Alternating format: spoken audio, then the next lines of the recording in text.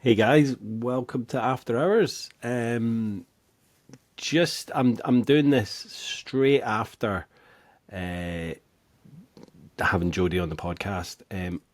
Never done that before.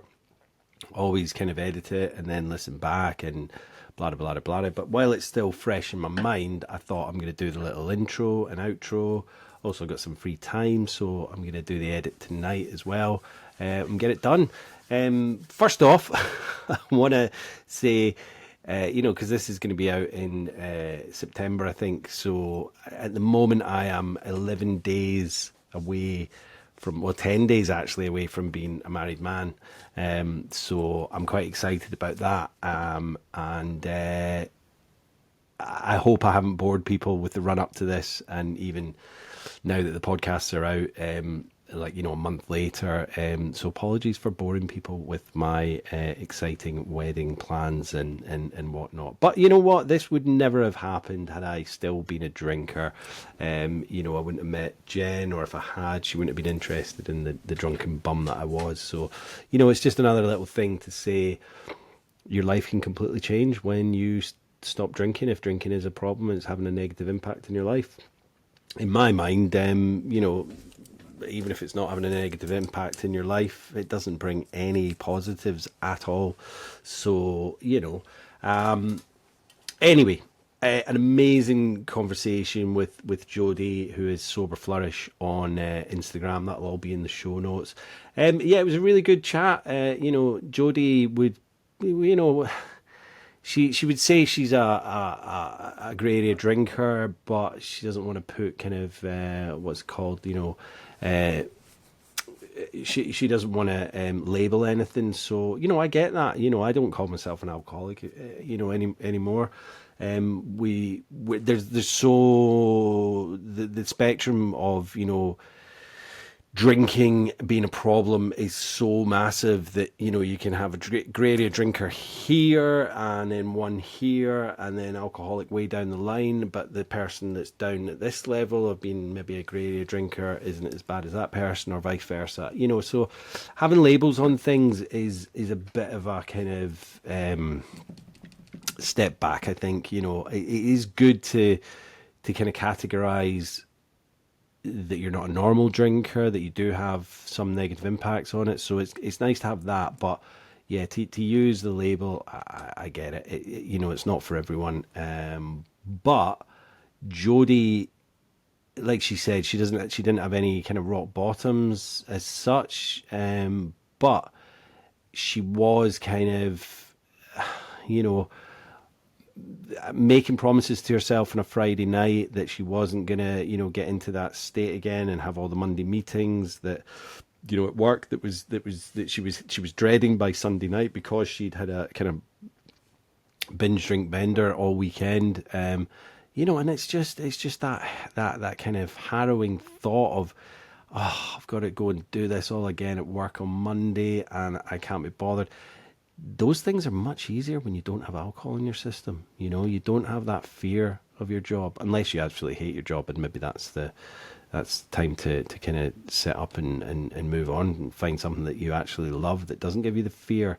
Yeah, we spoke about that. We spoke about many ways that she kind of helped get out of her drinking habits. Alan Carr's, I think it's Easy Way to Give Up Drinking for Women.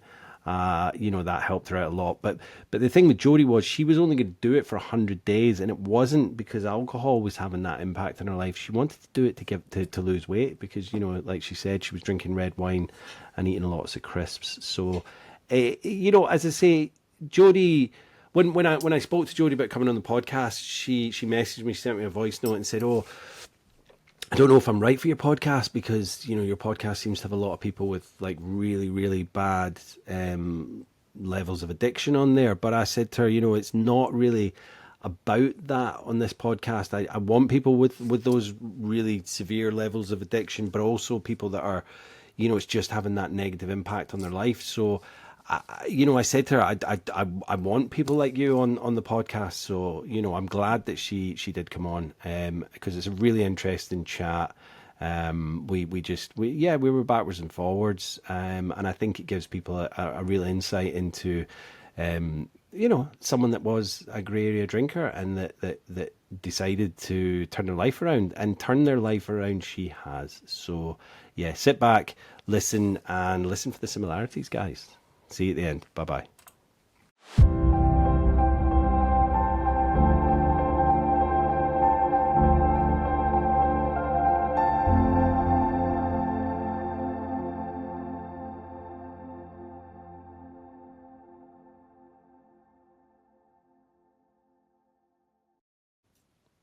Jodi, welcome. How are you today? I'm good. How are you? Yeah, good. As I say, it's a bit mad over here at the moment. We've got the wedding in 11 days. This will be out like way after the wedding, but as I say, everything's a bit frantic at the moment. It's all good. It's all going to plan, but we're just hoping for the weather because it's a beach wedding. Wow. Yeah, so we're on the Isle of Man, so it's kind of like please to the Manx gods, can we have Praying some to the gods sunshine? for good weather. Yeah, exactly.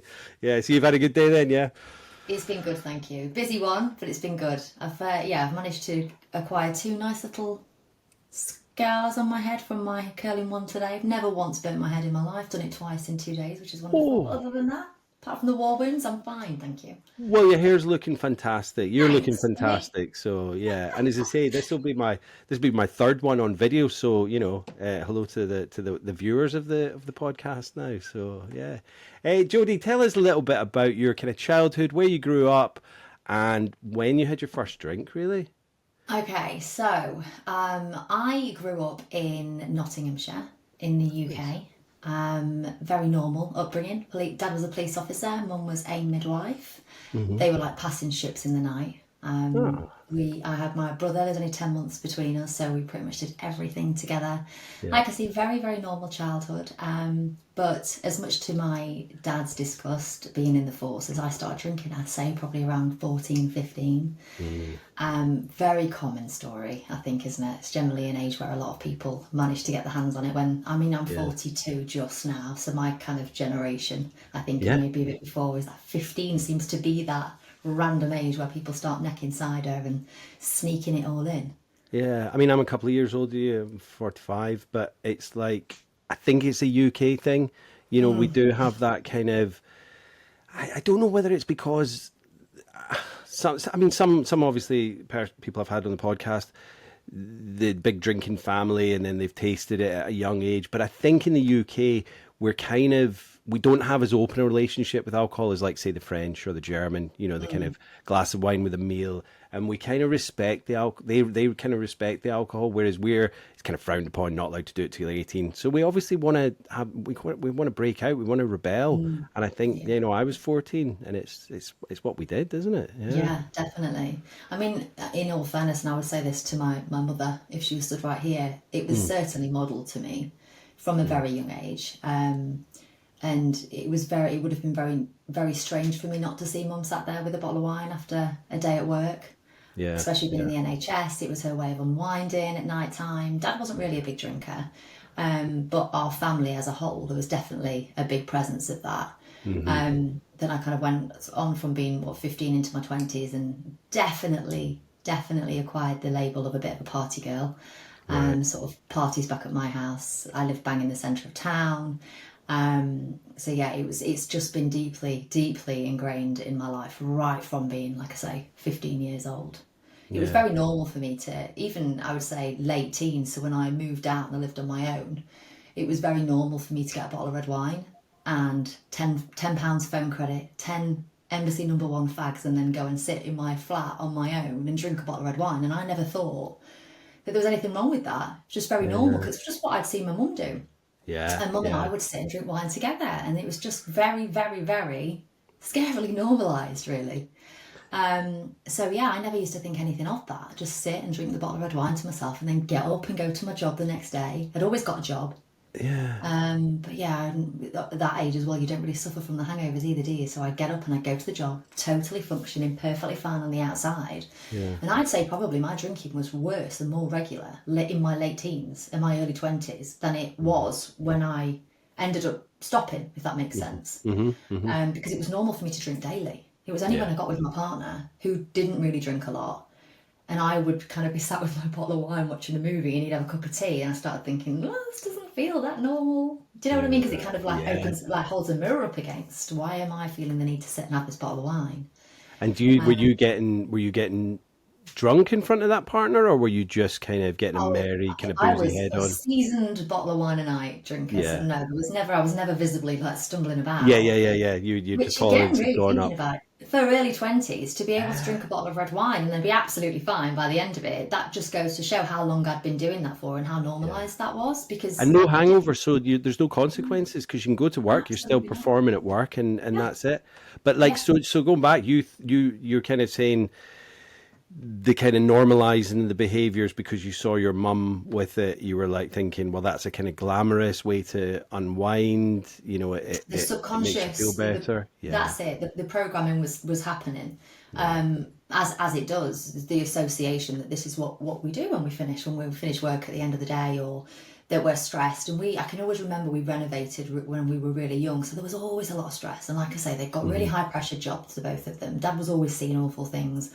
Mum ended up being a midwife, but she went through many different other jobs in the NHS, so she was always in challenging situations, etc. So they really, and this is again, I would say it to them and have done many times before, that it was demonstrated. There's no any blame there. No. It was just their coping strategy. It's just Yeah. the tool that was demonstrated to me is what was used to cope. So yeah, it was very much normalised, without a doubt. And I mean, I think, like you said earlier, like, you know, growing up in the 90s, it wasn't just being demonstrated by kind of parents and peers. It was demonstrated everywhere. TV, you know, I had someone on a few months ago and we were talking about TFI Friday. Do you remember that? And it was like Yeah. 6 o'clock. It wasn't even a late night show. I think it was repeated later, like with all, you know, the explicits, but it was set in a bar. So like I mean, I think when that started, I was probably about 16, 17, but already boozy. But then this was on, and it was like people were sitting there with pints in the bar I was going to say, being I'm sure interviewed. they were drinking, weren't they? Yeah, because it was Yeah, set in a bar. Chris Evans' table was just like yeah, off to the side, but they were all like his friends and, you know, comrades, whatever, sitting there drinking beer, and it was everywhere. You know, it was just that whole media, like, you know, your Zoe Balls and your yeah, Sarah Cox and all of that. It yeah. was just That ladettes, ladette pints culture and for pints and sure. pints.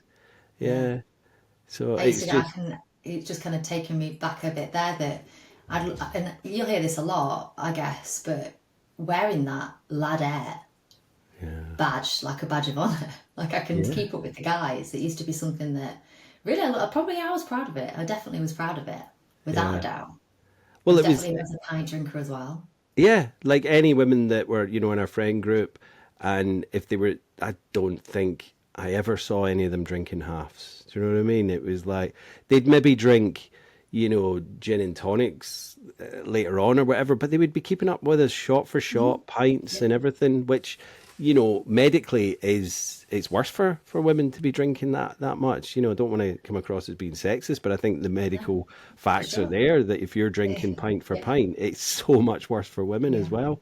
And it's definitely. that's we've come through that kind of, you know, I don't really know what the 80s were like because I was an infant growing up Yeah, through that, but it was like I think it was a lot of cocaine from looking at the films, but yeah. definitely the 90s had a huge boozy culture. I mean, let's not even talk about Oasis.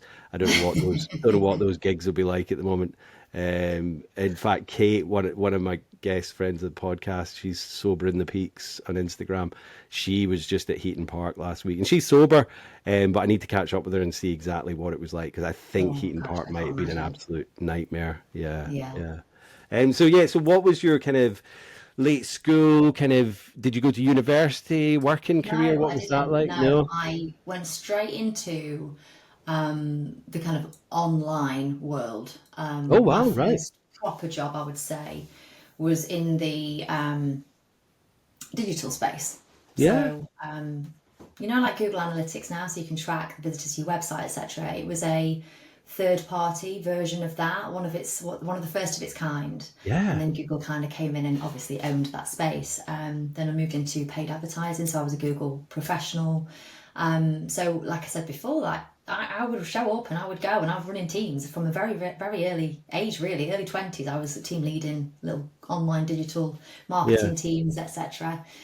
So on the outside, everything looked like everything was fine. And to be fair, it was, because I wasn't Yeah. any different to my friends, Yeah. really. Yeah. The only difference was that they'd do it 4 nights out of 7 and I was doing it 7. 7 nights. Yeah. Yeah. I Yeah. mean, like, so similarities. Kind of, I was kind of doing the same. And if people were going out, then I was with them. If people weren't out, I'd maybe find another group. But it was during the week. I would just sit in my flat and drink Yeah. wine, and didn't think anything of it No, not because, at all. like you, I was getting up and going to work, Yeah. and the weekend My was for the big nights, and the I was through the week was guaranteed to fine. be the girl that would go out, 100%. My friends used to know how long to leave it. So I would be, you know what it's like, you kind of have the best of intentions. No, I'm staying and I'm not going out, I need to save money, I've got to save my rent and all that sort of stuff. And Yeah. then they'd probably time it till I'd had maybe a glass and a half or I was 2 glasses in and then they'd send the text and I'd be in the shower getting ready to go out. Guaranteed. Always. And they knew that you were the party girl, the Yeah. life and soul, and whatever's going on. Yeah, Jodie's there, kind of making it happen. But Yeah. I guess, like, I mean, that sounds fantastic. Being in that kind of, I mean, what do they call it? The dot-com boom, right at the beginning. That would have Yeah, it been was right at the start. fantastic. Right at the Money start. everywhere, and I'm not saying, you're minted or whatever, but I guess there was a lot of money and a lot of going out and like socializing, meeting clients, and that was that kind of the case. Yeah, I mean, we lived in a very, very small town. So it Mm, wasn't the kind of what you'd imagine in a big city or schmoozing clients or anything like sure. that. But it was my first experience of working with business owners and sort of Right. seeing that maybe that wealthier side that they would kind of come into the office and do the face-to-face meetings. There'd be little old me clopping along with my dress and my skirt, my heels on. Yeah. But yeah, it was great. It was great. We lived for the weekends, and Yeah. I can't say that I've got any regrets. It's the same with smoking. Yeah. Yeah. I Yeah. loved a fag. I absolutely loved a fag. I was a 20 a day kind of girl. Absolutely loved it. And then I realised it's probably not the best for me. Managed to cut that out. And the same, I don't advocate now, from everything that I know about alcohol, I would never, ever, ever go back. But I had a bloody good Hmm. time at the time. Before it Yeah. Yeah. became Yeah. a problem for me, Yeah. I had a bloody good time at the time. Um, would I behave differently now with what I know? Quite possibly, yes. Yeah. But we did the best with what we knew at the time, right? Yeah. Yeah. Absolutely. And I think it's easy to say, what's that Rod Stewart song? I wish I knew what I know now when I was younger. And Yeah. that's like, there's so many things that we wouldn't do, or do differently because we've got this wisdom, I guess. But I'm the same as you. Like, even though my drinking did become a huge, huge problem, where it was like, it was going to kill me. But going back to, I did have some amazing times, going out with friends, and yeah, Love and it. it was an Of course. experience. I don't Yeah. have, and like you, like, I was a heavy smoker as well. I think on nights out, I would take 30 out because you could buy tens, because I Yeah. knew I'd just smoke them all, and you could smoke in clubs and bars at that point as Yeah. well. Yeah. So yeah, so when do you think it kind of started becoming an issue? So again, it's my story is always, it's just a bit of a strange one, really, because I don't like labels personally, but I Mm, would class myself as a grey area drinker. okay. I don't feel like there was ever a significant rock bottom moment for me. Hmm. I feel like in the last couple of years before I stopped drinking, there was potentially a few rock bottom moments because they take Yeah. their own form, right? Depending Yeah. on the Yeah. Yeah. individual. Yeah. But yeah, so my drinking really was only contained to a weekend, but I was a binge drinker. So I say a weekend, Yeah. but Dale and I were both boozy partners. We were each other's drinking partners. Hmm. We got together first time around when I was about 15 and he was in the Okay. forces. So you kind of, the kind of, it doesn't kind of work out and he's off and we came back and we had another go. And when we got together, we drank. It's what we did. What we did for fun. We're in the pub all the time. We go to gigs, and his family were big drinkers. My family were big drinkers. We'd go and drop our eldest off, Hmm. and that was an occasion to open a bottle of prosecco. It was just in everything that we did. Yeah. So I never really had a rock bottom moment, but it was in everything. So when I say it's 4 days out of the 7, we're talking a few pints and then a bottle of wine. So Hmm. we'd meet at Hmm. the pub and it'd be a few pints, then we'd walk up and then I'd be on a bottle of wine. And then the next day, it would be even in the garden and we're opening a couple of tinnies whilst we're doing the gardening together. And then we might go for a walk, the dogs, and then end up at the pub for a couple of Yeah. beers. And then it'd be, oh, well, I've broken that seal now. I'll get a bottle of wine. So really, if you're thinking about how much I could get through in a weekend, where I say I was just a binge drinker at a weekend, it's Mm. a lot of alcohol. It's a hell of a lot of Yeah. alcohol. And I always remember I would make the promise to myself on a Friday, because just to kind of frame it, I've always been a corporate girl and always Hmm. been Hmm. very much kind of about that climbing the corporate ladder because I started in there at such a young age as Yeah. well. Yeah. Um, it's always been kind of so Friday night I would always say to myself, right, okay, you can have a drink tonight, Yeah. you can have a drink. I've got so many rules around drinking, which again at the time didn't seem problematic to me, seemed very, very normal. So Yeah. Friday I get that excited butterfly feeling in my tummy that it was a green light. We could have a drink tonight. But I promised myself that I was only ever going to have that Friday night Right. because I was in this corporate role and I had a lot of responsibility. This is towards the end. This is in 2022, 2021, Right. Okay. 2022. Okay. But I could guarantee that every single Monday morning I would wake up with an almighty hangover. So I'd start on the Friday with my green flag. Yes, you can have a drink, but don't take the piss. Don't go overboard. Just have a drink. I mean, try to tell someone that can't moderate Yeah. that you're just going to stop on the Friday night or even just Well, stop that's after a that's couple what of they put on the glasses. bottle. So why are you not listening to what's on the bottle? Drink I know. responsibly, Drink Jody. Come responsibly, for on. Why Christ's why can't sake. you do that? What's wrong with you, Jodie? Yeah. But I would be guaranteed to be waking up on a Monday morning riddled with anxiety, feeling like shit, waking up 3 a.m., trying to get back to sleep again, thinking, oh, I can get another 3 hours if I can just calm my heart rate down. Because the anxiety was through the And roof. then If I can just calm my it's heart rate that, it's down. 4 o'clock, it's 5 o'clock, it's 6 o'clock, and then it's seven. I need to get up. Yeah, I I'm hate up, that. I'm necking coffee, I'm trying to eat the carbs, trying to sort myself out. I've got my son to get ready for school. Um, Going through my head because every single Monday morning, Jimmy, I had got the weekly trade to do. So I worked for the UK's leading gift provider, and I would Yeah, have to yeah. present my segments performance of the last week and the Oh, week ahead. There was the directors in there as well, and it was something I didn't enjoy doing anyway. But I that would sounds. always make sure I'd go into it with a hangover every single weekend. So it was almost like torture. I was like I was doing Yeah, it to myself. It was already bad enough. yeah, But I would make it 10 times worse by making sure I got a hangover. yeah. So Was you these little so things, sorry? You're drinking on the Sunday as well, like the fun day Sunday of afternoon into the course, evening. Yeah, yeah. still a Okay. Yeah, weekend. yeah, yeah, Still a weekend. So yeah. again, Of like I course said it to you, is. when people say, I was just a weekend binge drinker, it's always down to interpretation and down to that individual.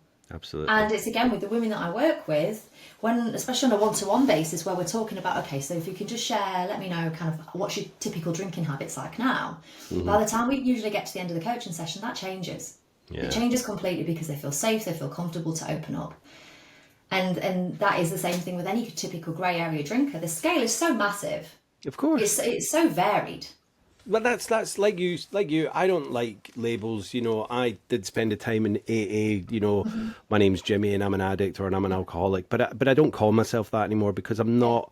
I'm not that. Maybe I was that if that's the word we're using. But it was like I have a drink problem. But even the term grey area drinker, I knew someone that had a bottle of prosecco on a Friday night and that was it.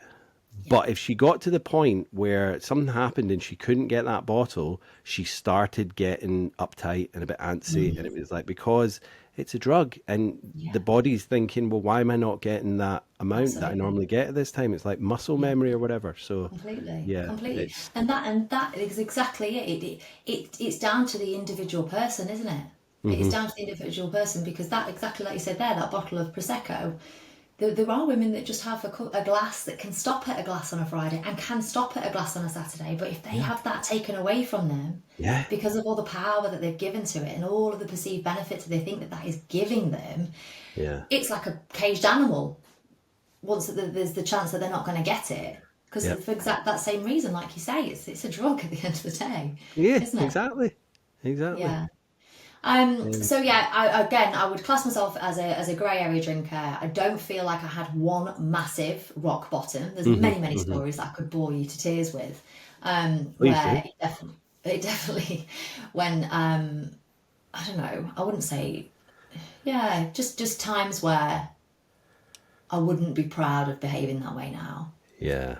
Yeah. But I ended up setting myself a 100-day challenge. So there wasn't a big, oh my God, what the hell has happened Mm-hmm. moment for me. I'd become super overweight. So COVID happened 2020. And I was working my high pressure job, running a team. I had a 2-year-old at home, no need to get up and drive, So you were working from home, yeah? working from home. My husband was in the forces, and actually, for a lot of Yeah. COVID, they were still gallivanting Yeah, here, yeah, there, and of everywhere. course. I brought COVID home one Christmas, which was freaking wonderful. Um, they seem to not have Yeah. discovered Zoom, which was wonderful, right up until the very end. All of it was face to face. And then I had my other child, Dexter. So Dexter Right. was what? He was like 9. So we're trying to homeschool, which nobody was homeschooling. We were trying to survive. Yeah. So all of that was kind of happening, and I'm self-soothing with anything I could get my hands on. I didn't have to get up and drive, didn't have to take the kids to school or anything like that. So that for me was free reign to go from my weekend habit Mm-hmm. to why would we stop? And the weather, if you remember the Oh, weather, it was incredible. So it was like Club yeah. Tropicana from like Yeah. 1 p.m. in the afternoon. And that was wonderful. So we got I the kind nice of weather. felt You felt like you were on holiday. I wasn't working, and I was going through, my own stuff at that point. I'd been in rehab. In fact, lockdown started while I was in rehab. But yeah, it was such a fantastic summer, and I moved into this little flat, and all the neighbors were just out and, drinking, talking over the Gosh. fence and all that kind of stuff. And it was just a social summer. I felt sorry for the people that were still kind of working and having to go on Zoom meetings and things like that because I didn't. That Yeah, was you were me. one of them. And to tell me, did you? So I saw a meme not long after I got sober, and it really annoyed me. And it was like this meme about how you can get your mug of tea and sellotape, Oh, the little tea bag tab that comes out the side, fill yeah, it full of wine so that, on yeah, your team meetings or whatever, your Zoom yeah, meetings, it looks like you're having a cup of tea.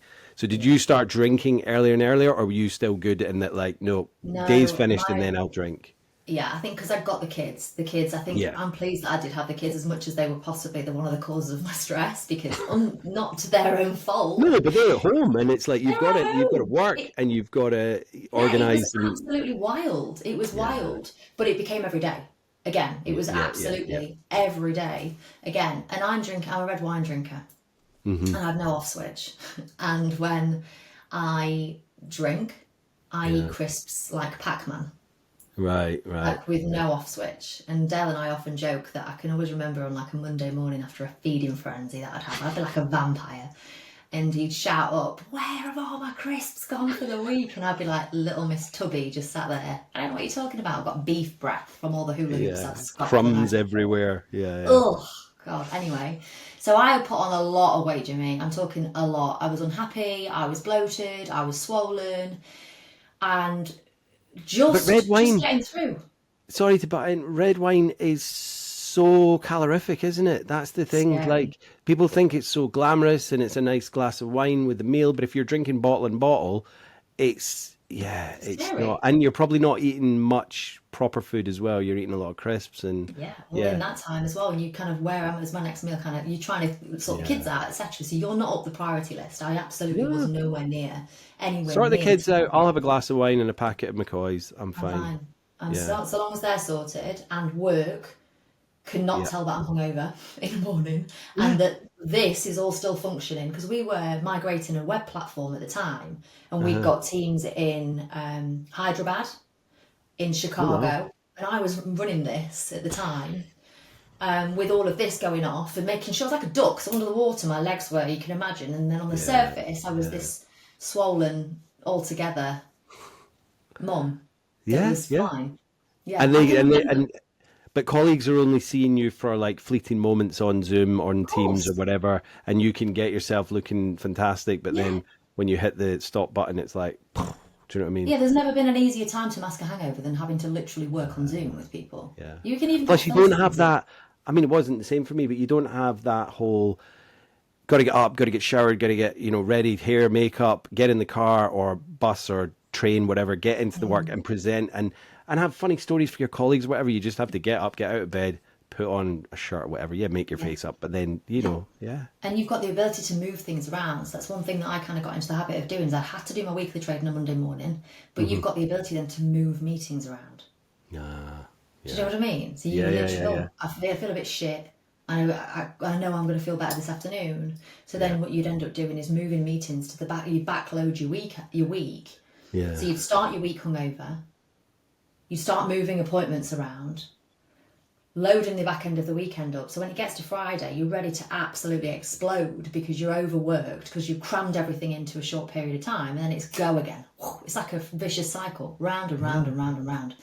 And you're still So hungover at the end of the week as well, because you've been drinking you every go anywhere. day. So you think I'll be better by the end of the week. This is the Yeah. thing with you know, drink. It's like well, myself personally, I would kid myself and I'd be like, right, this is the last time, or this is I'm only going to do this tonight, and then tomorrow if I do drink, it's only going to be beers or do you know, whatever. But it's always that tomorrow, Of course and it is. tomorrow never comes. Yeah, Yeah. yeah, Definitely. So for I got to a point where we went away. So 2022, we went away. We went on an all-inclusive holiday, and there were a few occasions on that holiday where little tiny downloads were coming to me, little tiny things that were just little red flags popping up here and there. And I remember a conversation with a couple that we got friendly with on that holiday, where I was going to the bar, or Dale was going to the bar, usually Dale, to go and get the bottle of Prosecco to take back up to the room. I'm not going to lie, he was definitely doing yeah, that, not me. yeah. And I can remember the lady turning to her husband and saying, God, I wish we did that. I wish we did that, when he got a bottle of Prosecco and took it back up to the room. We're so boring. We just go and get a cup of tea and then the kids go to sleep. And I remember saying out loud, oh, I could never do that. Oh, And it was just in that moment there yeah. that I heard myself say, I could never do that, was just the biggest realization that, no, you actually couldn't. You actually could You've not do become that. this person that You couldn't. You couldn't go back yeah, to the. You've been sat drinking cocktails with your friends all day, all yeah, afternoon. Sorry. yeah. So what? There isn't a part of my makeup that could now go back to the hotel room and have a cup of tea. It just wasn't how I was made up. And I think hearing myself say that, no, I've probably said loads of stuff like that over the years, but I wasn't ready. Consciously, my mind had just ignored that. And it was almost like I was stacking up lots of little tiny bits of evidence to go, actually, now is a good time for you to take a break. And upon reflection, it's not, I don't feel any shame now, because I've done a lot of work around my story and my journey and all of that sort of thing. But looking back, I know that my favourite part of that family holiday was when the kids were asleep, Dale had gone to bed, and I was sat with my crisps and my Prosecco on that balcony in silence. That's how it had got to. Whereas that was my me time, and that was the only thing I felt like I had for myself at that time, was that. And I think that, sadly, Jimmy, is the story for so many people. So many people. And it's normalised. So normalised. And only now do I look back upon reflection, because when I was in it, I couldn't see that. Yeah. And it's that whole thing. It's like becoming like you're there with your loved ones, and you're there to spend time away from work and away from the stress of life, with your family, with your kids, with your husband, your wife. But you're looking forward to that little time when they're all asleep and you can Yeah. sit out there with Oh, your no. crisps and your wine, even though you've had a skinful all day, I'm sure, you know, and down at the bar, and then you're up there, and it's like, you know, why does the alcohol seem to want to get us on our own? Because Yeah. it does. And you know, I obviously was a massively social drinker back in the day, but then it became just, even with my ex-partner at the time, I would be hiding booze, she'd be drinking as well, but I'd be hiding even more, and then she'd go up to bed, and then I would do even more drinking, and Of course. it's just madness. What Yeah. flavour of crisps? Cheese and onion. Cheese and onion Ah, McCoys are my favourite. yeah, there we go. Absolutely banging. I don't have any problems with that, but you know, if you were just sat out in the balcony eating your your cheese and onion, cheddar and onion McCoys, then there we go. But it's the booze Well, that's the problem, isn't it? So yeah. And then, of yeah, course, in the next morning, waking up and Dale getting up with the kids on holiday, and it being like 9:30 because I'd stayed up until stupid o'clock, having yeah, another couple of glasses on holiday. Like, we're all meant to be away together. And there was just, yeah, and again, the stuff like that friends, and we'd take it in turns at a weekend where one of us would stay up late and the other one would get up with the kids, and that's how we would always do it, is try and alternate it, so it was fair. Yeah. So it wasn't unheard of. But again, on that holiday, something clicked for me. I was starting to gather this evidence of, oh, you noticing this behaviour that I was doing. So I think on the last day, maybe the flight home, I said to Dale, I am not going to drink for 100 days. I'm going to set myself 100 days. Because the only time before that I've managed to lose weight was when I took a break from drinking. I was the sort of person that would sit in a Slimming World class and say, if only I could just stop drinking, I'd be as skinny as anything. And I always remember it. And again, that was totally normalised to just reel off stupid things like that. Yeah. So I had this belief that if I could just do 100 days, get the weight off, I could just crack on and have the time of my life again and get back into my non-problematic drinking that was evidently very problematic. Yeah. So I stopped drinking for 100 days. I managed to land on the right things at the right time from an education perspective, from a reprogramming perspective, mental reprogramming perspective, new daily habits, that type of thing. There was a whole heap of things that were all happening, and it just all happened to happen at the right time. And at day 30, I knew that I wasn't going to drink again. Wow. Which is wild, because I didn't do this because I knew I had a problematic, consciously didn't know that I had a problematic relationship with it. It was just to lose weight. Just to lose weight. But in that 100 days, I cannot begin to tell you what impact that had in every single area of my life. Yeah. You'll know it yourself. And was it the research that you were doing at the time and finding, I don't know, like Instagram, and what kind of stuff did you? So I set up my own Instagram account to kind of hold myself accountable. Yeah.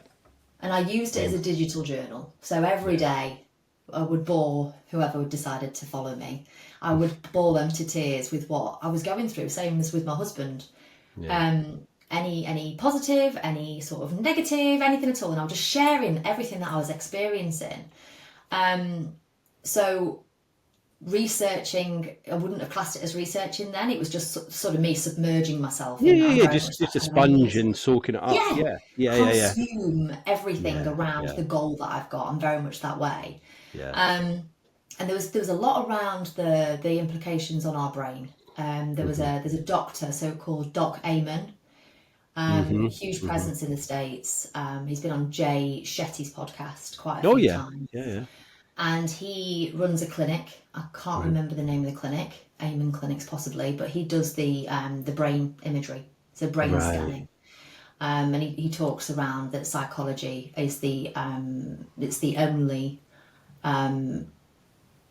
practice where they don't actually look at the entity that they're studying. What's the word? Why can't I think straight? The organ, the thing that they're studying. So if, for example, you've got an ailment with your arm, you have a look at it, you scan it, you have a look at it.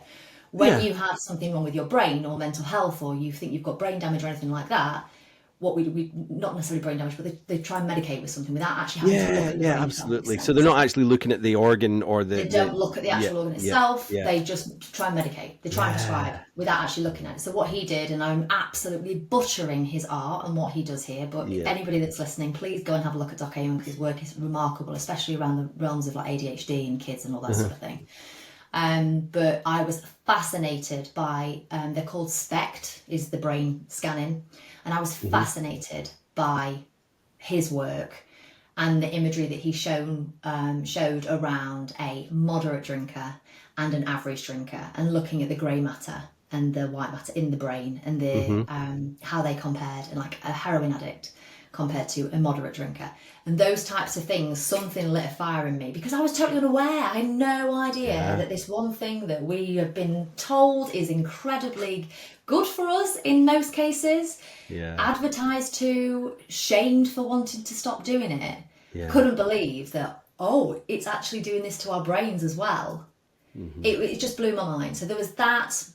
I listened to the Alan Carr Easy Way to Quit Drinking for Women, which people may listen to this and think, well, what a load of nonsense. But it's what stopped me from drinking 20 fags a day. There's something in that style, something that switched something on for me.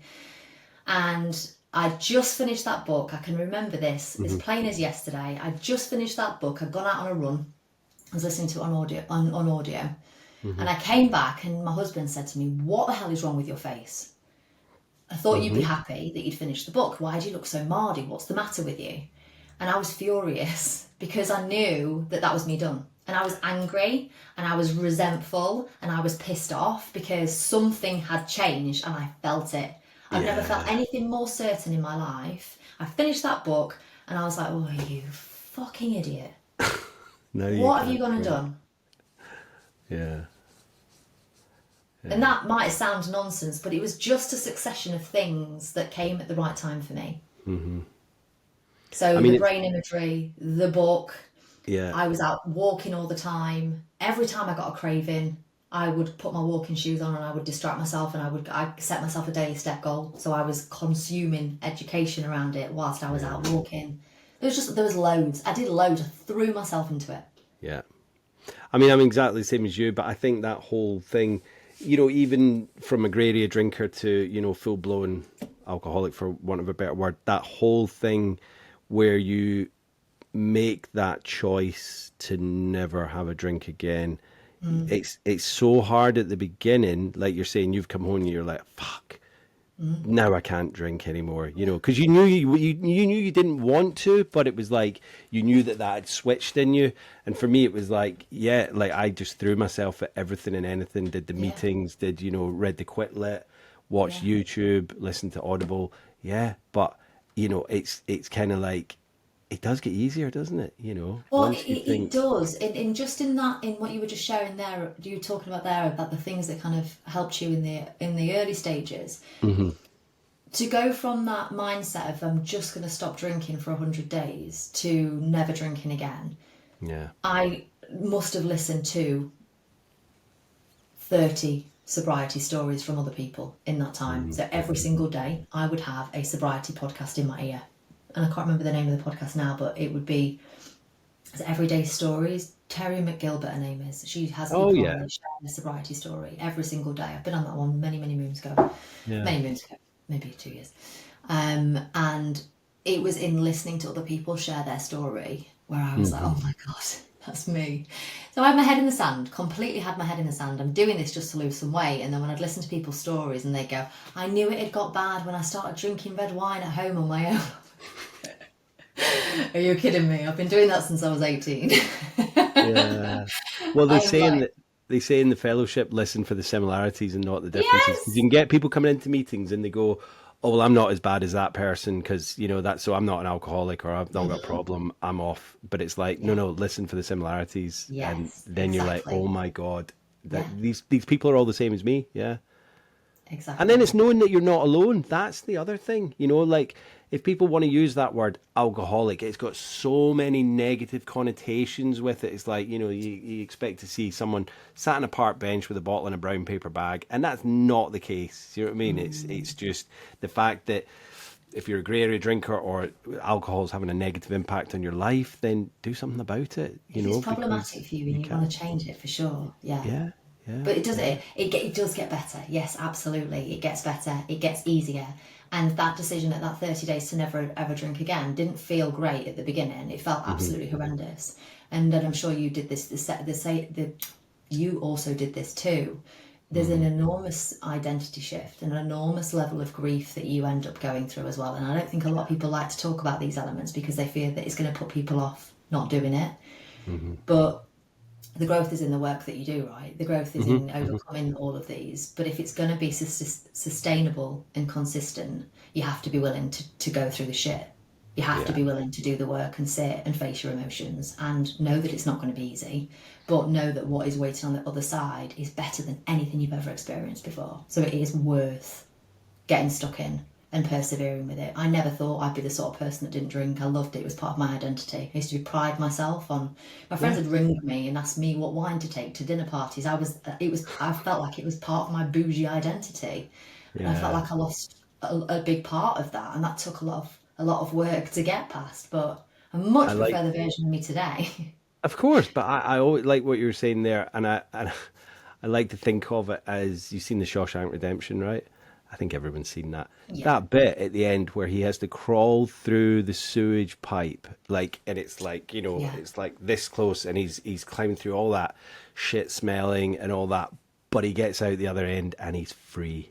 and it's like that Yeah. whole prison is the Yes. drinking, whatever level you're in, but Yeah. you go through all the kind of, tunnel of having to deal with who you are. The worst part for me, but the best part was working out who I really was, because I'd been living with alcohol as a social kind of tool since I was 14. Yeah. Like you, my drinking was pretty bad when I was at school, Mm. which it sounds mad, but it was like Mm. that's what we did every other weekend because there was nothing to do back in the day. Yeah. Unless you were sporty and you were doing this. The 90s was just like, listen to music, go to gigs and Yeah. get drunk at the park, at the That's how it weekends. feels. So then to get sober and then realize like I've got all this stuff to kind of work through, deal with, work out who Yeah. I am, who I've upset in the past, and doing all those making amends and things like that. And I know that Mm. sounds a lot of fellowship like, but it's good tools, and like you say, yeah, it can put people off, but once you get through the other side of that tunnel, oh my God, Mm. so good. It's so Well, I good. mean, whether it's fellowship tools or not, Mm, whether people like to admit it, whether you're a grey area drinker or not, it's all packaged up differently. But yeah, ultimately, what gets us rid of it is exactly the same. yeah, yeah, yeah, It's sustainably. yeah, Do you know what I mean? Where people might sort of absolutely. detach or switch off because it's something to do, like when you're in a grey area drinker and you might say, "Oh, the AA is not for me," or whether you agree with it or you don't agree with it or whatever. But Mm, ultimately, and I'm going to say something now, and probably isn't going to land great, but mm, you might call yourself a grey area drinker because you're not addicted to alcohol. But mm. yeah, if you can't get past a weekend without drinking, are you not addicted to alcohol in some way, shape, or form? It's down to interpretation all the time. So, like you say, it might sound a little bit too fellowship, but at the end of the day, whatever it takes to get Yeah, people to where we're at now, yeah. who gives a shit how you get there? Oh, absolutely. I totally agree with Yeah. that because, and like you, I don't, I don't go out, at the weekend to parties and whatnot and start spouting this off because I don't want to be too kind of preachy. But it's one of the most highly addictive drugs there is about, and it's legal, and people don't seem to understand that just because they get up and they go to work through the week and they can not have a drink all week, but they go out on a Mm. Friday night and then that's it. Like you're saying, they can maybe have two glasses of wine, but there's that muscle memory there.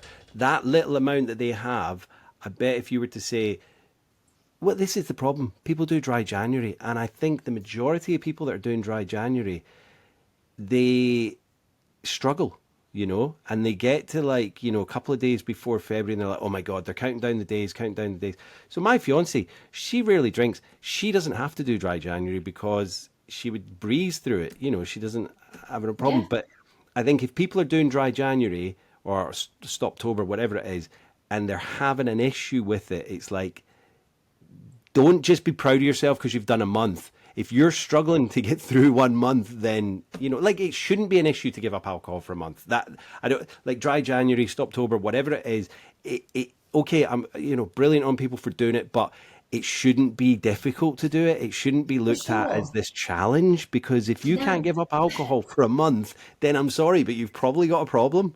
Yeah, You exactly. And know? this is and I can kind of back that element up with from a data perspective, I suppose. But with my dry January program, Mm, I'd say that 80% of the women stay on to do 100 days because in that yeah, first month, they're exposed to a lot intentionally. It's not an yeah, yeah, accident, yeah, but they realise that actually this has actually been really hard, but also great. And then they want to stay on for 100 days. So it is a bigger issue. Without a doubt, yeah. it's a bigger issue. But I also know a lot of people that do it just to prove they haven't got a problem with it. I've got friends that'll do a month, and they very rarely will get to the end. I never got to the end of a dry January in my entire I life. don't think I ever Never. did one. Yeah. I can remember begging Dale to do one with me, and I Mm. gave him before him. And he was a moderate drinker. He's a unicorn. He can do what he wants with it. He's absolutely fine. But I Yeah. know a lot of people that will do it to prove to themselves that if I But they're can do a white month, knuckling it. They're white knuckling it. I've got a friend, and so a few years ago, I set up a thing called Sober Seasons. So it's like from the equinox to the solstice, solstice to equinox.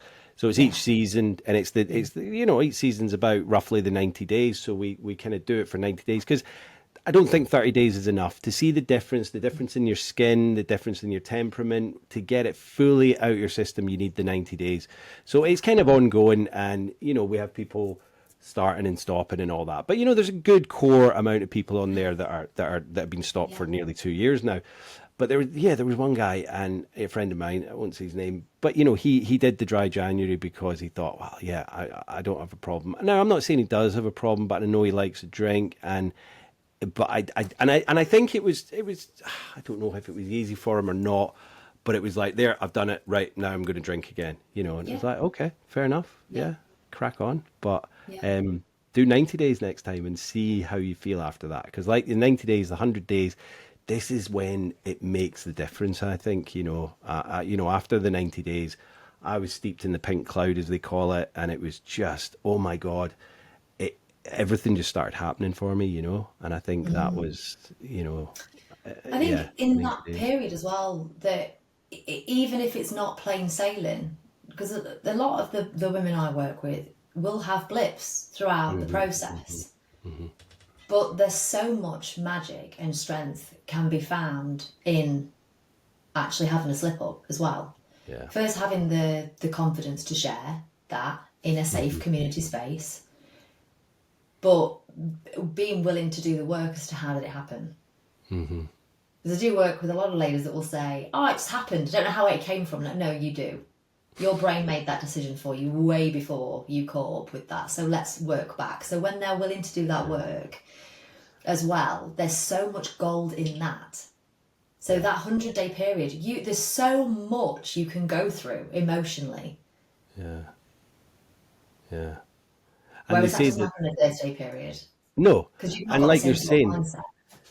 that lapse happens way before they crack the bottle, take the 100%. lid off the bottle. It happens like a day, a week, maybe even 2 weeks before. And they know because they know it's already been hankering in their Yeah, head that they're going to do it, and it's to hang with everything else. But it's only when they absolutely. do it that then Yeah, the relapse happens. But yeah, yeah, as yeah. you say, I had, I don't even know how many relapses I had, but every single one I learned. Okay, I went back at it harder each time, and it became harder and harder to kind of stop Mm, again. But I was learning every time. And I think a yeah, lot of people say, I have another relapse in me, but I don't have another recovery in me. And I yeah. think that's the same with me. But I'm kind of, touch wood, I'm so far gone from it now that it just doesn't even enter into the picture. I rarely touch alcohol-free stuff either. I'm just like, "Meh, Yeah, I don't really want to give money to the alcohol companies." So, yeah. Jody, tell us about Sober Flourish. My baby. Your baby, yeah, you're Third absolute, child. your third child, yeah. So this was birthed out of my sobriety journey Hmm. completely. So that 100-day challenge, everything that I needed, everything that helped me, literally everything I watched and listened. Hmm. Um, And being sorry, out, the 100 days became your, that was it. You're sober since then, yeah. absolutely, yeah, And what was the yeah. date of what's your sobriety date? 30th of August, so it's be 3 years next month. Wow, that's all. I'm the Yeah, 19th of August, so yeah, yeah. yeah, Well done, it's you. Well crazy. done, you. I can Yeah. relate to you saying that there's just no, the relationship, it's just the ties are severed. Yeah. There's just no connection there for me now, Not at all. which is just, when I say that out loud, because it does just become part of your life, doesn't it? It does Yeah. just become, this is me now. But Yeah. when you sit and you reflect like this, quite cathartic, it's quite therapeutic to sit and actually remind yourself, especially coming to a big milestone like that, how far we've come. Oh, absolutely. But there's no desire. Yeah. There's no desire. Don't get me No. wrong. Every now and again, there might be some little random weird little thing that almost will just appear, and like, what is that? Get away! But Because it's you do. You're gone. like a ninja, aren't you? Yeah, yeah, yeah. You're ready for it, and it's like it's gone, it's gone, it's out there. But that's the thing. Like I'm coming up in 5 years in August, and the time is just flying by. But it's like I can walk down a booze aisle if I want to. I don't walk down there because they don't have rice down there or whatever. But it's like it's not there going, Jimmy, come No, and drink us. no. It's just like I go to pubs, I go to parties. There's going to be booze at my wedding. We're not supplying it, but it's bring your own bottle because it's on the beach. But it's not going to be one. And like when we do toasts, it's not going to be a case of, oh, I wish I had a champagne. I don't. It's not for But me how anymore. gorgeous is that? Because on my wedding day, is this your first marriage, if you don't mind me It asking? is. Yeah, yeah, yeah, So on my wedding day, it was all about the booze. It yeah. was all about the booze. The only reason why I wasn't drunk is because everybody else was wasted, and I got my kid there. My son was there. Somebody needed to be responsible. Yeah, yeah, That yeah. was but it was all about the champagne and the tequila shots. It was how gorgeous that you're getting married, and that is not going to be a focal point. You can be so present. And I Oh, would imagine at some point the thought of a wedding without booze was like, "Pff, what's the point?" yeah, yeah. I mean, in the past, if I, thought about marriage and all that, when I've been to weddings, it's always been Yeah. a boozy affair, and Yes. I've done some horrendous things at weddings in the past, and I wished I'd forgotten it and blacked out, Mhm. but actually, I do remember it. But that's what weddings are. They are big Yeah. boozy affairs. But That yours won't there's be. a house that I do the gardens for, and they host weddings in their grounds, and there was one a few weeks ago, and they had this big roll top bath that was brought in, and they had all these chains with bottle openers attached to it because that was obviously going to be filled with water and ice, and it just to me it's like, are you trying to be glam with that and Yeah. all Yeah. like sophisticated? 100%. But it just to me it's like it's a bath that could be found in a Yeah. field. Obviously, it's not Yeah. one that could be found in a field but full of booze. And I just Yeah. thought, nah. Well, like they said to me, are you gonna have something like that at your wedding? Like they know I don't drink, and I was like, nah, Yeah. Yeah. that's it's a bit tacky if you ask Yeah. me. But funny There the will thing obviously be people drinking there at the wedding, but I don't think it'll be a big boozy affair, but people no. can get drunk if they want. I don't have a problem with that. I just know that I'll Yeah. be there and I'll be present. Jen will have a few drinks, but she'll be present as well, and that's all Yeah. that matters at the end of the day. Yeah. But how Yeah, gorgeous. How gorgeous to be able to do that and be fully present. yeah, I'd love that. Again, it's not having regrets and whatnot, but I'd love to be able to do my wedding and yeah. be present. That's a massive gift. It's gorgeous. I went to a wedding. This was years ago, and it was up in Scotland, so it was a big boozy affair. It was one of my best mates, and the bride and groom were so wrecked. I think he went up for a lie down like halfway through the night. I don't. I think their first dance was just a bit of a stumble on the dance floor, and I just thought, and we were all like, "Wait!" But looking Yeah. back, it's like, oh my god, they've got that memory for the rest of their lives, and it was But just like, how but they probably normal? don't remember it. Yeah. But how normal is that story? Oh God, So normal. yeah, yeah, too normal. Like wedding event organizers, whatever they're called, like wedding planners, they've got to incorporate some form of boozy thing that's like whether it be shots or but it's got to have some kind of sophistication to it. It's just the norm, and that's it. You're spending all that money on a wedding for basically a big piss up. Completely. Yeah, For no one yeah. to remember it, Oh, but we do, exactly. like. That's it. Yeah. People wake up in the morning in the ice bath. It's like passed out. Sorry. So tell us about Sober Flourish, Jody. No, okay. So yes, everything that I learned along the way, everything that Mm, helped me become alcohol free, hmm and make it sustainable and shift my brain chemistry, things that changed the way that I was thinking and feeling about alcohol. The daily habits, the things that helped me lose weight, the focus hmm on my basic needs is something that I bore the hell out of the community with very regularly because they think that they're just doing 100 days or they're just going to not drink. It's like, no, hmm this is an inside job. We need to be making sure we're sleeping properly. We need to make sure we're eating properly. And they're kind of like, I didn't realize I was here for this. So it's like, yes, this is a Yeah. full body thing. Okay. We're Yeah. starting Yeah. from the Yeah. inside out. We're not just coming to tick some days off our tracker and sit with our fingers crossed that we're just not going to drink. That's not what it's about. This is a full on transformation. Yeah. So the 100 days was born out of that, which is what got me alcohol free. hmm I qualified as a coach specializing in positive psychology and alcohol free coaching hmm last year, beginning of last year. Nice. So one to one alcohol free coach, and more recently when I left my corporate role. hmm So I did all of this. I set up the 100 Days to Flourish program alongside my full time corporate role. Fell in love with it. As I said to you before, when I created my Instagram account in sharing my journey, I had a lot of women reaching out, men hmm too, but I generally geared it more towards Yeah, more yeah, towards yeah, women. And it was very regular, yeah. very regular that I would be voice noting, etc. And just from a moral perspective, I wanted to make sure that I was qualified to be having these conversations. Now, there Sure. wasn't coaching happening in my inbox, but there was a lot of people sharing very openly about their circumstances and Hmm. asking for my opinion and that sort of thing. Now, always, I'm not a coach. I'm Hmm. literally just sharing from my experience. This is what's worked for me. Yep. So I made sure that I was qualified. I wanted to know how to refer. It's very common for a single mum to have a heavy relationship with alcohol, Hmm. and to know to spot that sign when you're having a conversation with somebody, to know what to say, Yeah. not to cut the conversation dead and say, "Have you seen a doctor?" Because that person, you might be the only person that they feel comfortable to talk to because you're a stranger on the internet, but they relate to your story. Hmm. So, from a moral perspective, I wanted to be able to be qualified, literally just to be able to Feel happy and comfortable that you've given correct advice. morally feel Yeah, yeah, comfortable that yeah, I'm doing the best I possibly can. yeah, And then equally with the 100 Days to Flourish program, I never knew what conversations were going to happen there either. yeah. So just to make sure that I had that kind of qualification really, really helped. So yeah, I did all of that alongside my full-time job. And then in October last year, I'm kind Hmm. of skipping ahead a little bit here. I handed my notice in my corporate role because in becoming alcohol-free, I realised that corporate was not what I wanted to do. I thought that Yeah. was my path. I thought that was my purpose and it was my passion.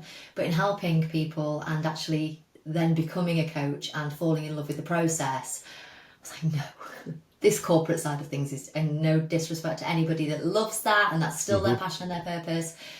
I realised it just wasn't for me. It wasn't for Hmm. me. And I realised, without getting woo woo, and I know you'll appreciate the woo woo, but not everybody does, that I am here for something much bigger than managing websites and design and user experience and all that sort of thing. And Yeah. I've got something that I want to share, and I left my role for it. Yeah.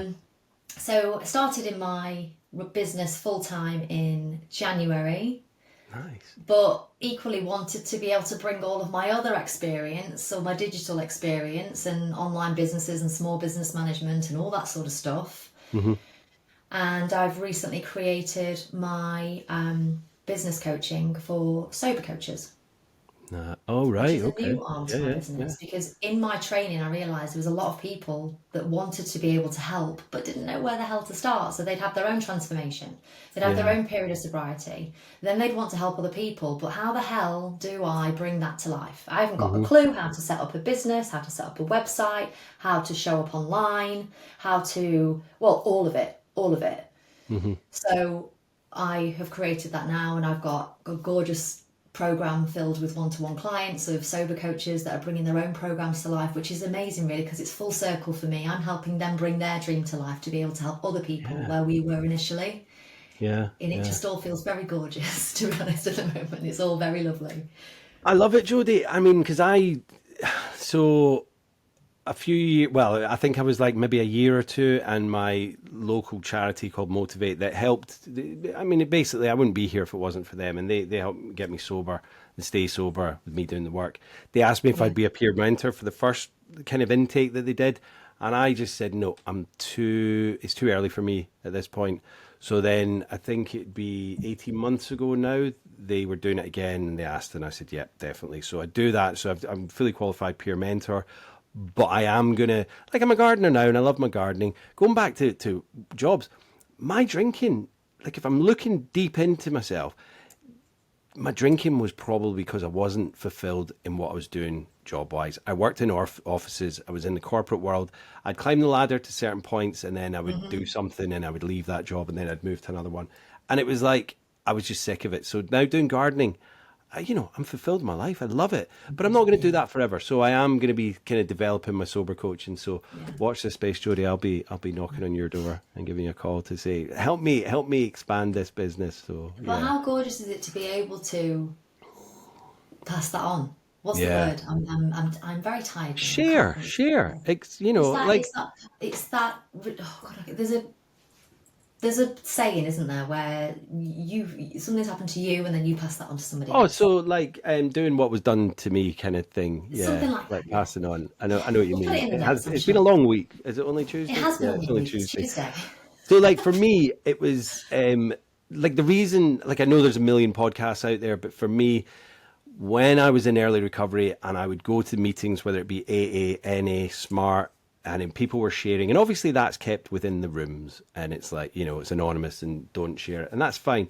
But I was like, that's what helped me. It was listening to people's stories, listening for the similarities, and Oh listening my to God, yeah. whatever level on the spectrum you are of, having problems with alcohol, a negative impact in your life, whatever level you're on, the stories are what helps other people. And I think by having a platform to be able to share these people with people like yourself that are willing to share their kind of journey as well is what it's Yeah. all about, And It really is. It really is. And sometimes over the last 3 years, I've had a few moments where brief flashes of regret have waved over me yeah. for sharing so openly Mm, in on podcasts.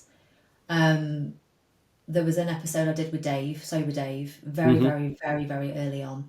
hmm I was very, I was obviously, it wasn't a case of he dragged me onto that podcast, but I openly shared a lot hmm on there that potentially now I might have guarded a little bit more. However, hmm the amount of messages that I had from people following that episode, the amount of messages I still get today from people saying, I've just caught you on Sober Days podcast. This is nearly 3 years ago, I Jim. know, It was I know. literally within the first, say, 6 months, I think. Yeah.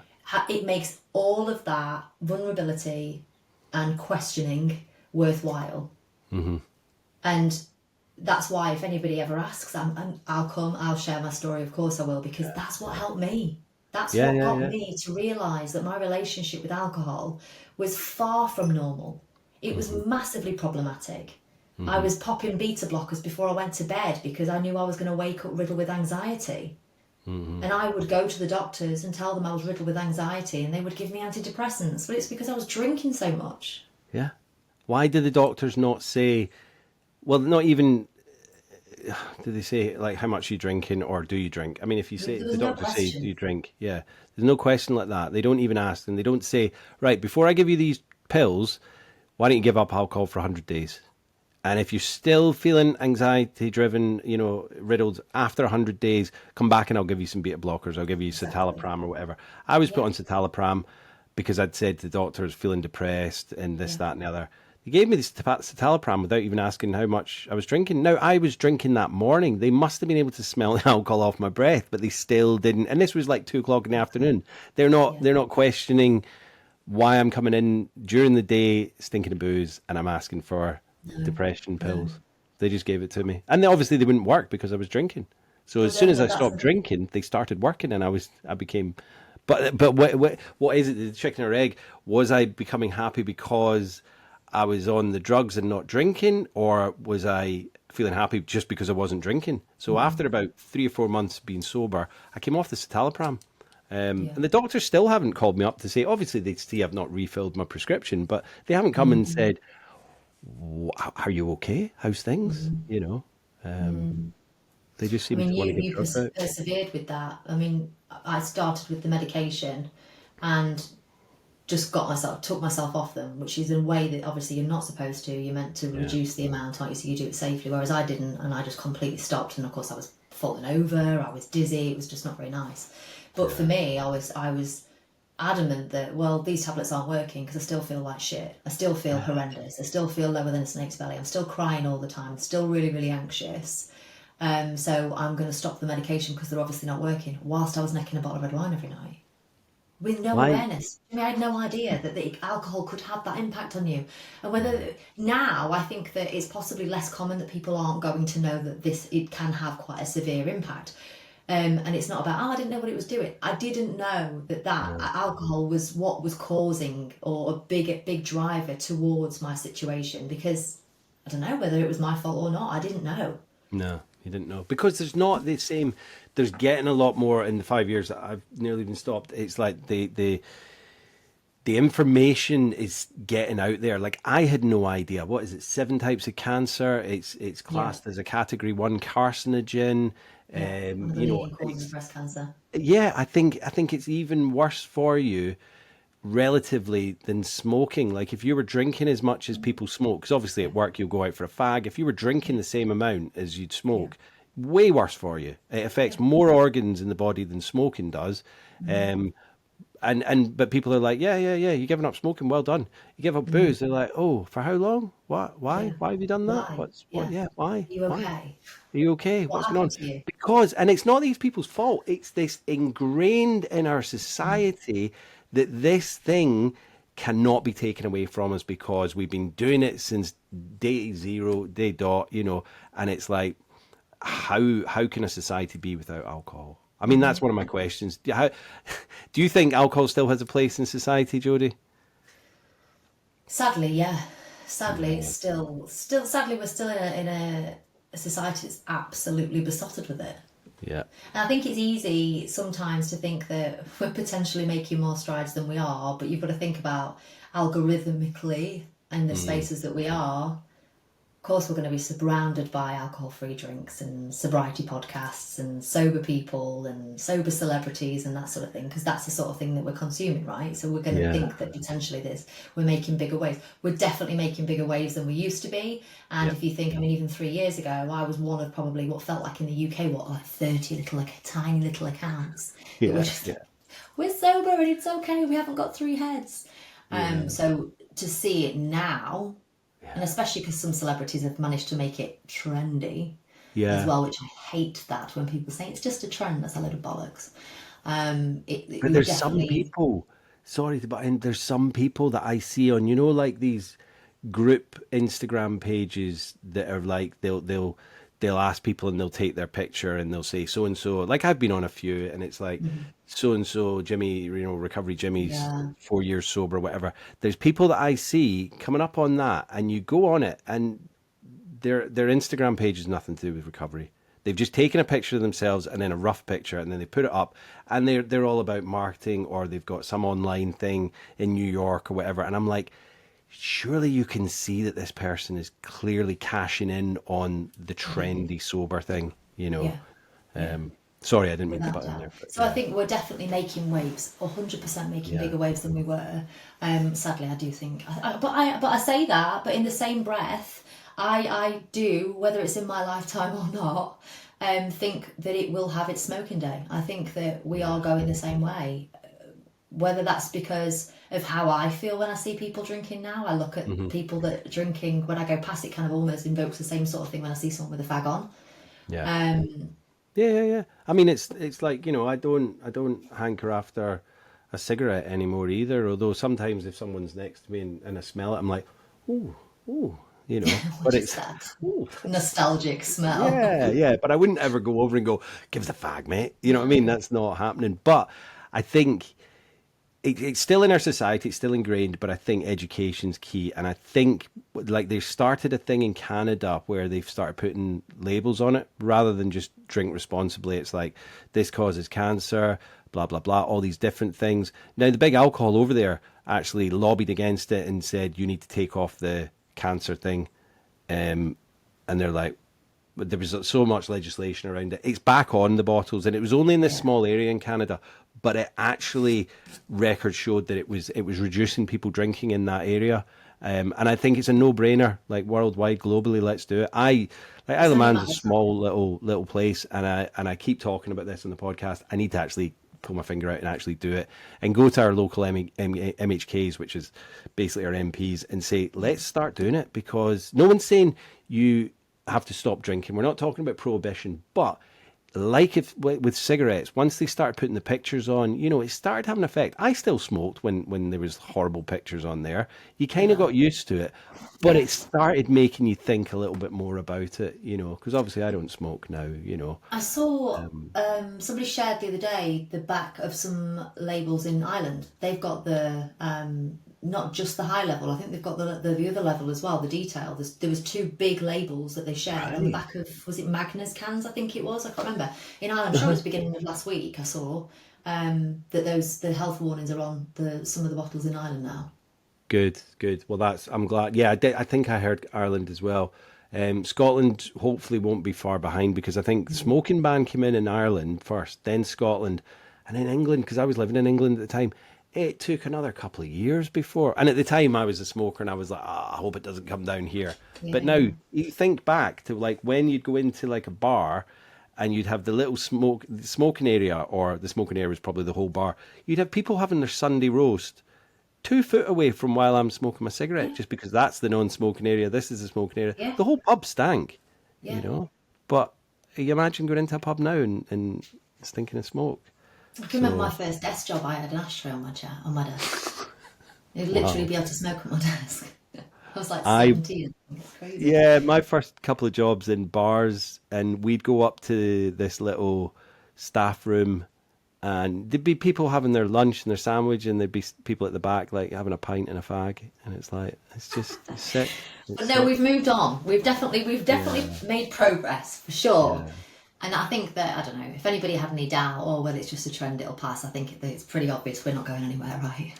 Well, I think, yeah, we're not going anywhere at all, and we're just going to keep banging the drum. I Yeah. think as soon as the big alcohol firms, and it's going to happen, they're going to be they're self-regulating themselves at the moment, so they're allowed to do whatever they want with advertising, make it look all glamorous on the beach and all that. That's got to end at some point. The government's got to step in because so many people will be like, "Listen, why are you still?" Because obviously they know we know they're making a lot of money off of the revenue and the tax and all that, but how much is it costing the NHS a year? It's like billions, you know. So you've got to weigh up the two kind of factors here, and the government have got to say, listen, yeah, okay, we're being pushed from all sides. There was a post a few weeks ago on Google or something, one of the news channels, and it was like 7 doctors. I'll find it again. 7 doctors want to take a case to government and say to Keir Starmer and say, look, alcohol's causing cancer here. Why are you still basically not funding it, but like allowing them to just have carte blanche on regulating themselves? You've got to pull something together here and stop them doing that. It's going to take a while. Of course, it's going to take a I while. think I think it will, and I mean, for me, I think it's glaringly obvious that we don't have anybody in power that's sober. Because can you imagine if they did? I mean, how would you keep quiet? You wouldn't be able to. We're not quiet, are we? Let's be No, honest. no. Can you? Do you know what? I'd never even thought about that. A prime minister being sober. But you know what Wow. I'm saying? So if you had Yeah, somebody in power that felt like we do about drinking and how passionate we are about helping other people and raising the awareness, you had yeah. somebody in power that was sober. I can't see it knocking about because you'd be like, actually, I can change this for everybody. I'm going to be the one. Yeah, yeah. Well, apparently Donald Trump's sober, although I don't know how true that is. But he doesn't go on about it. I think it's he's probably just a rubbish And drinker, and he's again, never done it. this thought comes back to me. I mentioned this again, it was about 2.5 years ago on a live, and as soon as I said it, I felt like, oh God, that's a bit far. Mm, It's very easy, isn't it? It's very easy for, I say them, hmm. if we're all a bit pissed and a bit slow Oh yeah, and a bit sedated and a bit lethargic and a little bit, no, I'll do that later. It's very convenient, isn't it? That of course something it is. that's thrown at us and Yeah. I think, like I had someone on a few weeks ago and it was the same thing. We were like borderline conspiracy. And it's not, we're not saying conspiracy, but it is, as you say, it's very easy for the government to keep the hoi polloi, the kind of the what do they call them in 1984? The not trolls, what are they? It'll come to me. Anyway, the kind of the underlings, the people that are kind of the masses, the workers and all that. It's easy to just keep them drunk on cheap gin. They're not going to complain about how crap their life is. They're not obviously going to start revolting and protesting against the people in charge because they're drunk and kind of a little bit not happy, but they're just numb to everything. Whereas, coasting. like you and me and everyone else in the sober community, we're shouting it from the rooftops, and we're like, Yeah, why is yeah, this still out there as a yeah. socially accepted kind of? Questioning just a little bit too much. It's probably very Yeah, uncomfortable for a lot of yeah, people. yeah, exactly. Yeah. So, Jody, would you say you regret getting sober? No, not a single. morsel of my being regrets getting sober. Nothing. Nothing. Awesome. Yeah, I love that. I love that. Um, do you have any recommendations for the listeners on so either a podcast, the like a quit lip type book, or a film that's kind of about recovery? It can be one or the three, or all three if you want.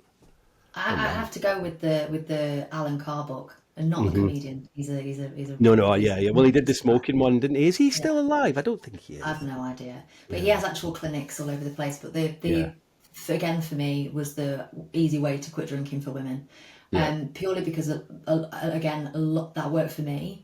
I say worked. It was a contributor. I didn't just read a Hmm. book and all of a sudden years of that just disappeared.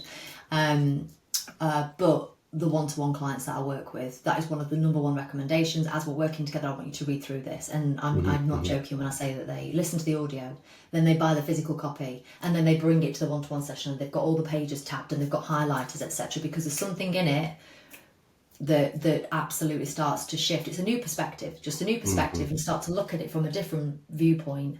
Um, so that would be my recommendation. That one, I think. I'm It's going to not for read it everybody. myself. No, no, It's I'm going to read it not. myself. I know it says for women, but I've had a few people on the podcast that have mentioned that they've read it, and yeah, I'm like, I need to know what this book is about, because if it's going to give me little tidbits of advice to give to people as well, then yeah, absolutely, yeah, And another one as well, I think, if I may make another, is the yeah, of Hollywood course. Secret Quit Like a Woman as well, because that highlights or puts a big light on the marketing Hmm. element of it. Hmm. That also opened my mind. And I think when you start to kind of have that awareness Hmm. that there's actually something potentially quite a lot bigger going on from a money Yeah, perspective, these are all things. It's like you're gathering all of this evidence to actually know this is the right decision, and that's what's important, yeah, I think, because there's and I so much think that. evidence. Sorry, go on. No, no, I was going to say you're exactly right. It's not just about stopping drinking. You got to do the work afterwards. And if you've got all the evidence of why drinking is not bringing you any benefits in your life, then yeah, it's a no brainer, isn't it? Once you've got Yeah, all for the sure. details and the info, and it's like, wow, okay. Because I had no idea. I had no idea. So, what advice would you give to anyone that was, sober curious, in the first couple of days or weeks of sobriety? What advice would you give them? I would say to have a healthy habit to run alongside, Hmm. Hmm. not drinking.